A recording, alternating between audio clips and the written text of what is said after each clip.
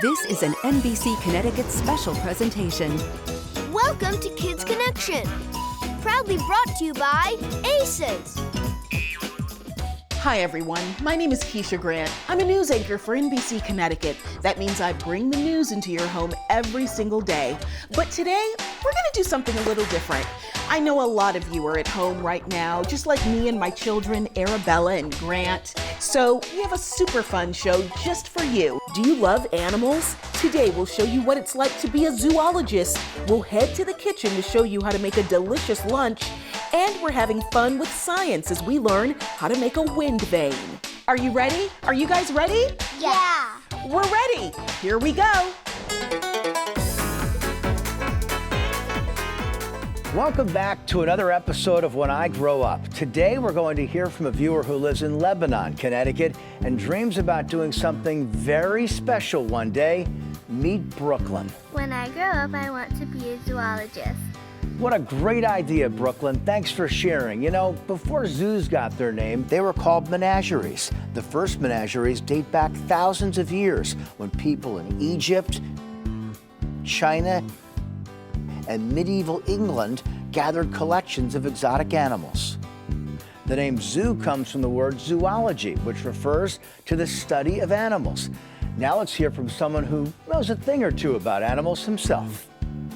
My name is Greg Westman. I am a zookeeper here at the Connecticut's Beardsley Zoo. So zookeepers pretty much do anything and everything that our animals need to take care of them. So it could be diet preparation, dispensing medications, landscaping, and even exhibit maintenance. Pretty much anything and everything.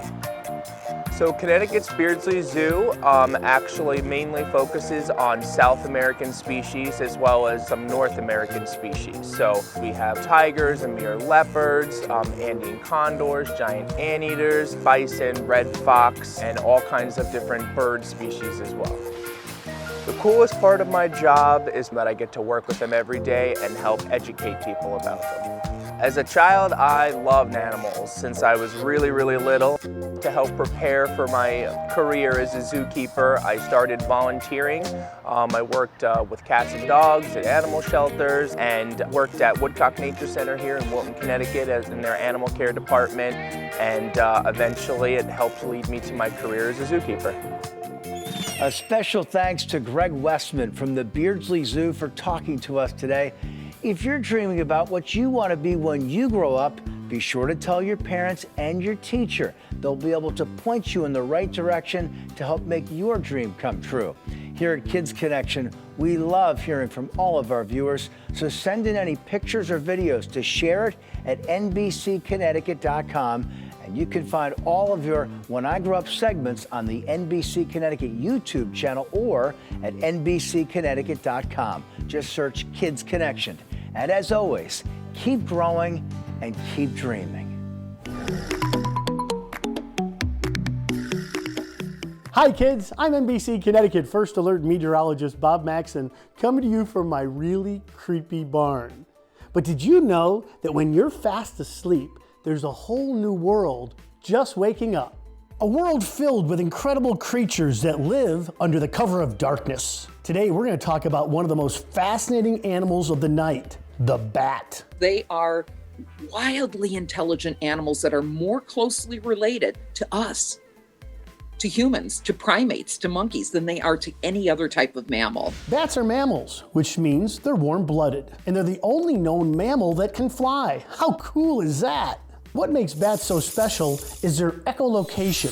Echolocation is a type of high-frequency sonar that helps bats find their way around quickly in total darkness. What that means is that bats see with sound.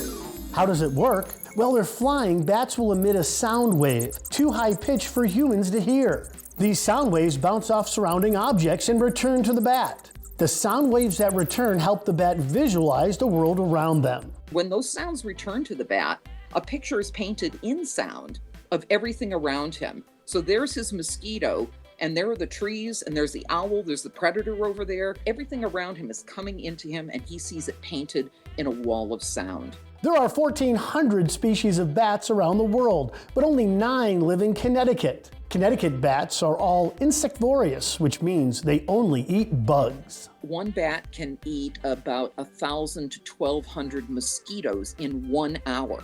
Our planet depends on bats. Bats eat insects, pollinate plants, and disperse seeds. Without bats, we'd have far fewer bananas, mangoes, and cashews. Every single living thing on this planet, in some way, shape, or form, is impacted in a positive way by the work of bats. Here in Connecticut, bats are endangered, which means their population is dangerously low. But there is something you can do to help. Build them a bat box. Bat boxes come in all shapes and sizes, but each one is designed to give bats a place to live that's safe and warm. While you watch us build our bat box, we're going to share some more fun facts about bats. First, you may be wondering, why would I want bats at my house? And that's a great question. Bats eat bugs, and I mean a lot of bugs. Bats that live in your bat box will eat thousands of insects around your house, which means no more mosquitoes or moths when you're playing outside at night. By building a bat box, you're inviting some of the best bug catchers in the world to come live nearby, and they take their job very seriously. But there's another reason why bat boxes are important. It provides bats a safe place to live and raise their babies. Bats only have one offspring a year, so we have to protect them. The more bat boxes, the better the chances that bats will live a long and happy life. If you're interested in making your very own bat box, we can help. Go to NBCConnecticut.com, search Kids Connection, and check out our step-by-step guide. You can also watch our complete bat box build on the NBC Connecticut YouTube channel. Still to come, we'll explain how you can find out the direction of the wind with a cool science experiment. And up next, it's lunchtime. We'll show you how to make a delicious and easy recipe with your family. But first, we have some viewer questions. This one's from Logan, who's 4 years old and lives in East Hartford. Why are the clouds white? Clouds are white because light from the sun is also white. In a cloud, sunlight is scattered by large water droplets, and the droplets scatter all of the colors of the rainbow almost equally, making the sunlight remain white, making the clouds appear white against the background of the blue sky. Hi, my name is Chase. I'm 8 years old and I live in Bristol, Connecticut. Now, I have a question for you. How does a cold front develop? Good question, Chase. I'll have the answer as soon as Kids Connection returns.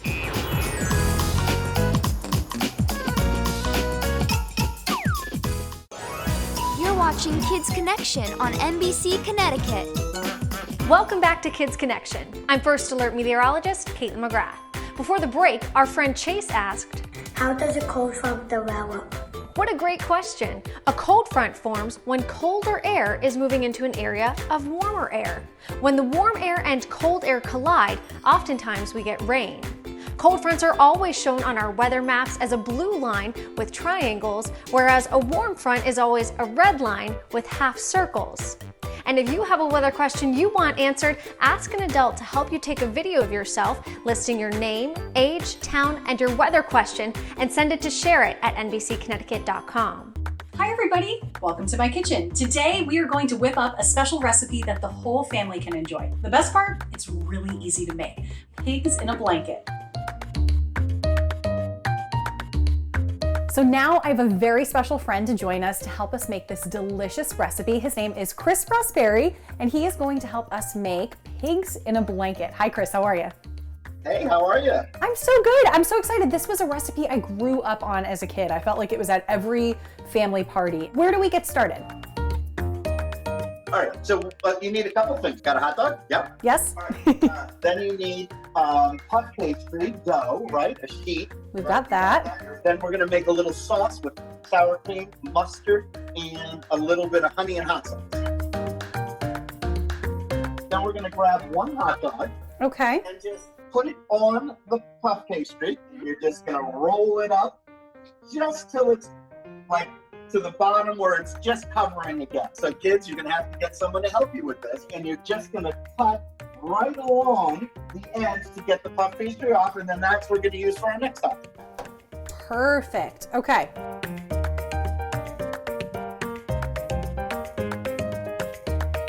So if you're just gonna eat hot dogs wrapped in puff pastry, you can actually bake them just like this on the cookie sheet. But what we're gonna do is we're gonna take our little knife and we're gonna just cut it into little pieces. Let's say about 3/4 of an inch to an inch, so they're bite size. So like this? Yeah, and then when we cut them, lay them in a nice row on the cookie sheet. A weekend afternoon, you're watching a couple movies, throw this in the oven. And the cool thing too is you can do this ahead of time. Now you preheated your oven, right? Yes, to 425 degrees. Right, so you're gonna need help with this too, right?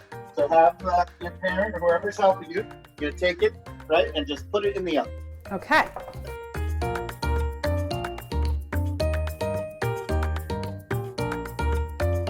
Sour cream.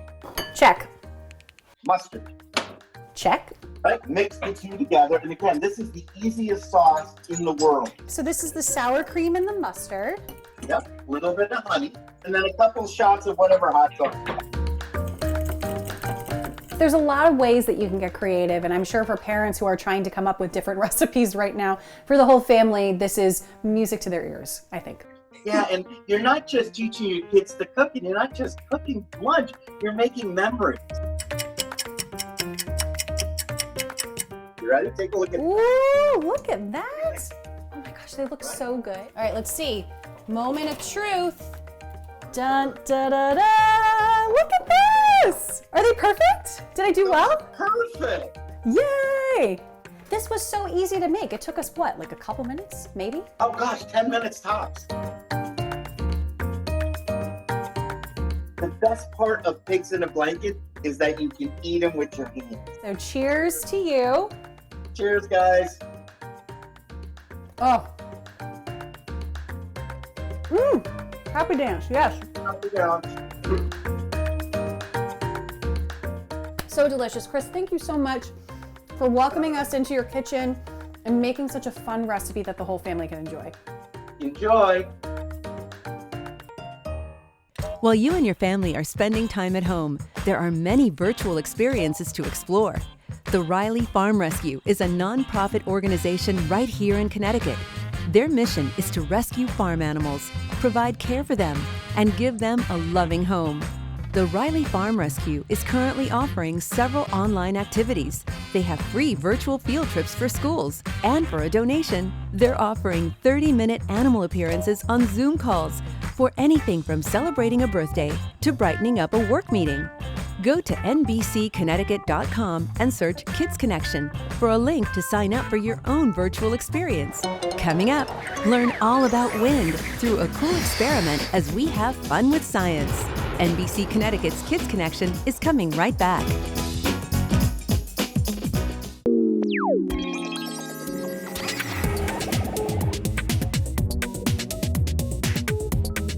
Hey everyone, I'm First Alert Meteorologist Josh Signorelli, and this week we're going to be learning about what causes the wind to blow. And it's actually a little bit confusing, so I'll try to go through it step by step.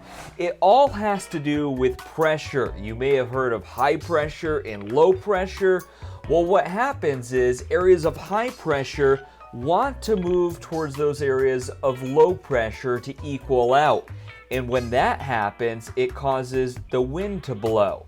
Now you might be saying, what does that actually mean and what are you talking about? Let me show you an example.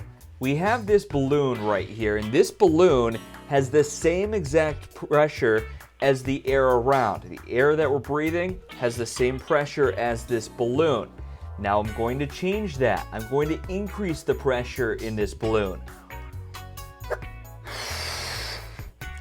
So now we have a balloon that has air inside of it. It has a higher pressure than the air around it. So when I let go of this, what's going to happen? Well, the air is going to be released and it's going to create a wind. So you see that. You can see that air moving out. We can't actually see it. You could hear the air moving out. You could feel that air moving out. And that's exactly what happens here in the atmosphere as well on a much bigger scale. We have that high pressure moving to low pressure, which creates the wind. Meteorologist Caitlin McGrath has an awesome project you can do at home to learn more about the wind. A wind vane, also known as a weather vane, is what we use to determine which direction the wind is blowing from. So today, with the help of a parent and a few simple items you can find around the house, I'm going to show you how you can make your very own right at home. For this project, you'll need a paper plate, a marker, a pencil with an eraser, a plastic straw, a piece of paper or an index card, a pair of scissors, and a push pin. First thing you're going to do is take your marker and mark your cardinal directions on your paper plate. North, south, east, and west. Next, we're going to make our arrow that will show us which direction the wind is coming from. So you'll take your scissors and cut a triangle out of your piece of paper.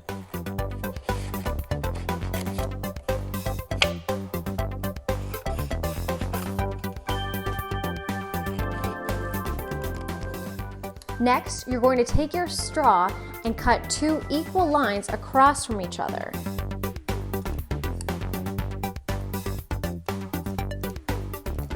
Then, you'll take your triangle and push it inside those cuts you just made. And you get an arrow. Next, and this is where you'll need a parent, you're going to take your pin and push it through the center of your straw. You'll take the sharp end of your pin and put it inside the eraser. And the final step is to put it all together. So you'll put that down. It helps if you cut a little bit of a hole in the center of your plate. You're going to take your pencil, push it through the middle, and you have yourself a wind vane. Just make sure when you go outside to test it out, you're facing the same way as your cardinal directions. Up next, we'll show you how to make an awesome piece of art with your family. Hola, hola kids, I'm Ceci del Carmen from Telemundo, Connecticut, and I'll be teaching you some Spanish words here on Kids Connection. Amor, love. It means love. Can you say it with me? Amor. Repeat. Amor. Very good. Amigo, which means friend. Can you say amigo? Amigo. Amigo, repeat. Very good. Kids Connection, we'll be right back.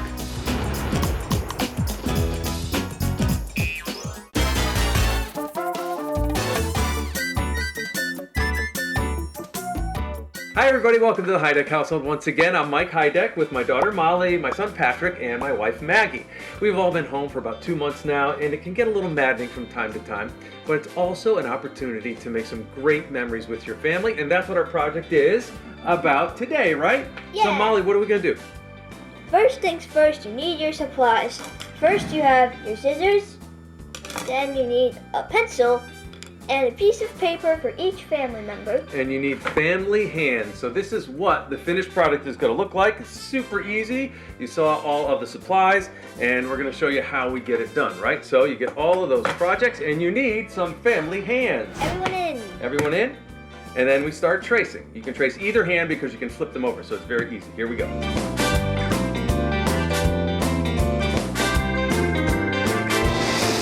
Right, so then you cut, and one of the things you can also do is, like we did, you can add your pet in. Finnegan, that's actually his paw print and then traced and cut out.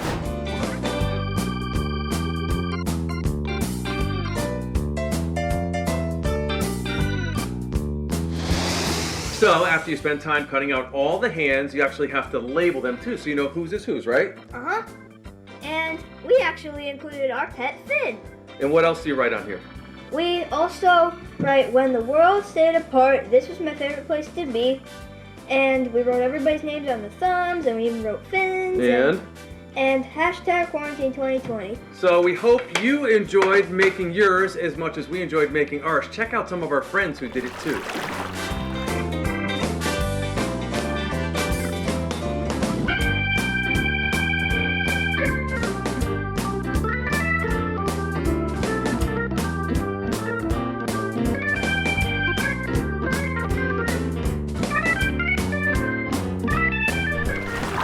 And if you make one, take a picture and you can send it to us at shareit@nbcconnecticut.com. We can't wait to see yours. Stay safe. Thanks for sending in your photos and videos of what you've been up to at home. When I grow up, I want to be an NFL player. We hope you had fun doing some of our art projects and science experiments, and we've loved seeing and sharing them here on Kids Connection. Thank you for joining us. We hope you enjoyed NBC Connecticut's special presentation of Kids Connection. Everything you saw today and every episode of Kids Connection can be found on the NBC Connecticut YouTube channel. You can also find new activities and videos on our website, nbcconnecticut.com. Just search Kids Connection. So grab an adult and check it all out. Thanks for watching.